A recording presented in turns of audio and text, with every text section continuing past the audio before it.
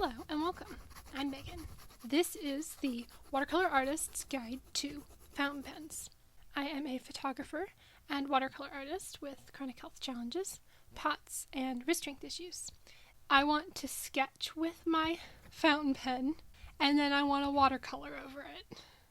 I also have health challenges, so I want low maintenance inks and pens. I don't have a pen to demonstrate this. So I wanted something that was not iron gall and not pigmented. I'm laughing because I had brain fog and that took me like 30 seconds to figure out the word for. So let's start by talking about terms. Look, I made a list on a piece of paper with handwriting. I made a video recently talking in depth about how I wasn't able to do handwriting for years and just assumed I wouldn't be able to. And then recently I discovered fountain pens and now I can do a bit of handwriting and I'm just so excited. It's the same level of excitement of discovering that I can watercolor even though I have wrist strength issues. Okay, I'm going to show you a brush. It's got a backpack. This and this are magneticing together. This is my brush thing. And this is my little watercolor palette. You can tell I like yellow, right? This is the Da Vinci Casineo travel flat, like my favorite brush. I'm going to show you the differences because I started with watercoloring and then discovered handwriting. My brain is trying to understand pens in terms of paintbrushes and ink in terms of paint. The brush head is this part, and on a fountain pen that's called a nib. This is the grip section. It's the part where you grip it. For this one, I hold it like this. This untwists, and that's called the section, where you have your nib and the little thing that holds the nib. So like if you wanted to switch out this part, you could pull the nib out, or you could just switch this part out, but then this part would be different colored. You could do that if you want to. Make sure you don't over tighten that. I learned that recently. The barrel is this.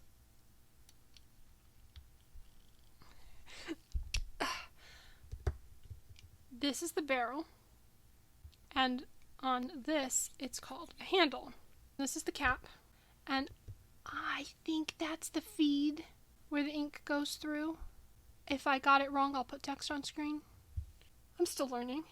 There is no paint in this one. There is ink in this one. Don't shake this, or the ink will go flying everywhere and you will be finding it all over your purse and your shoes for forever, because it operates off of capillary action, and so it's so easy to get the ink out that if you shake this because the pen's not working and then the ink decides to come out, it's going to fling all over the place. I don't know that from personal experience whatsoever. I don't know what you're talking about.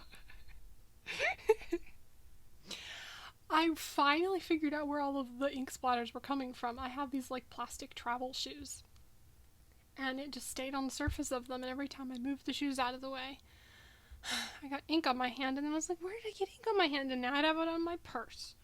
At least it wiped off of my purse. My purse is pink and pretty and light colored.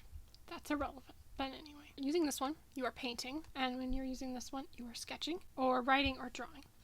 All of the different types of ink have different properties in the same way that watercolor, pigments, and paints have different properties.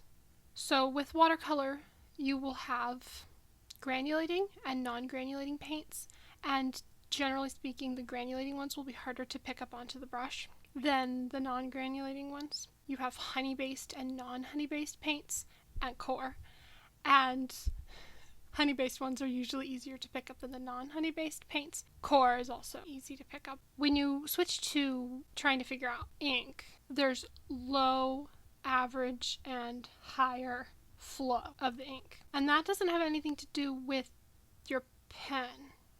The ink itself is a more flowing or a less flowing ink. You can go to Goulet Pen's website and literally do check boxes in the search field thing when you're looking at inks and look for low or medium or high. And then the other piece of that would be the brush or the pen in order to get more flow. You can watch YouTube videos on how to adjust your nib and live dangerously and adjust your nib yourself, which some of these, when they arrive, don't work. And then you fiddle with it and then it starts working. There are different ways of adjusting a nib to make it wetter. Things like pulling the thing out and something to do with the pushing up of the thing on your fingernail. I'm not going to teach you how to do that because it'll probably just get all messed up. I'm not the one adjusting the nibs. I have wrist strength issues. I'm getting my mom to help me. That's a thing that you can learn about, so you're aware of that. Because when you get a brush, it just works. This one, the Heartbeat nib, also has a higher flow than the other one that I have. I showed you the clear one. You see the nib up inside there? It's got this like gold and silver pattern on it. This one doesn't have as much flow as this one does. And then this is a really smooth one. The Platinum, the Preppy, and the Plaisir are also pens that I've tried. I don't know where I was headed with that sentence. This has better flow. It's also got a better, a chunkier barrel, handle, barrel. I'm learning things. Okay. There's also water-soluble or permanent inks. So, you can put a water-soluble ink in your pen and then wet it and have it take off on the page like it's watercolor. I would think Core and Rosa still take off more on the page, would wet the page down and then run the pen across the water and like have it do things, and then dried the pen off and then decided that maybe it wasn't the best thing to be doing with a pen. I don't really know, but I was like basically watercoloring with a pen. Those are water soluble, and if you're doing handwriting and like a journal that you want to not go somewhere, if you accidentally get it wet, then you might want to like have some permanent ink. Permanent or not water soluble or non-wettable document ink from Deatramentis is permanent. So if you're looking for something to be able to watercolor over, you want permanent.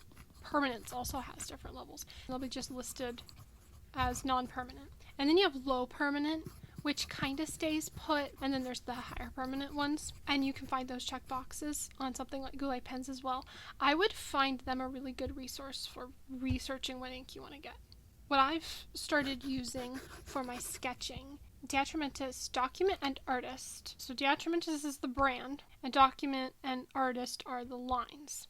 Like Sennelier is the brand, La Petite and L'Aquarelle are the lines. Except these are both basically the same ink. I don't know enough about ink, but what I did was read someone's blog post. The only difference I saw was you can mix all of the artist ones together to get your own color. And they didn't advertise that you can do that with Document. But does that mean that there's anything different in ink? I don't think so.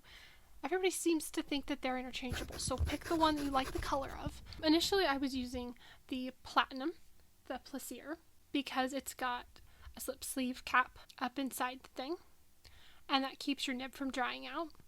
But this has a chunkier barrel, which is more similar to my chunky handle on my brush. So I'm able to use this with wrist strength issues better for like handwriting and stuff. I've got this one, the Deatramentis Artist Turquoise, permanent. You can watercolor over it. You can do handwriting in a journal and then get it wet and it's not going to go anywhere.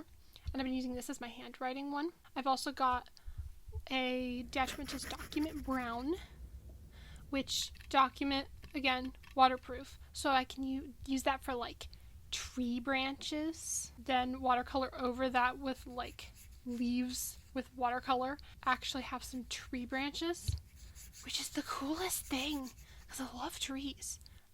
Why do I love trees? I don't know. I also love clouds. And then I have one that has olive in it. It's not called olive. It's Robert Oster Jade, but you know, watercolor artist. And it has olive, and that one's wettable. So I could scribble a little bit with the olive, wet it down, make it do things like it's watercolor because it's wettable. Wizard's Pencil, the name of the ink, is basically like using a pencil. So I could sketch like it's a pencil and then use some water and then wet it down. It looks like I smudged the pencil because I can't use a pencil. So I just found that really cool. That's my current like setup. So if you're wanting it to be lower maintenance in terms of like you don't want your nib to dry out, then you could get the plaisir.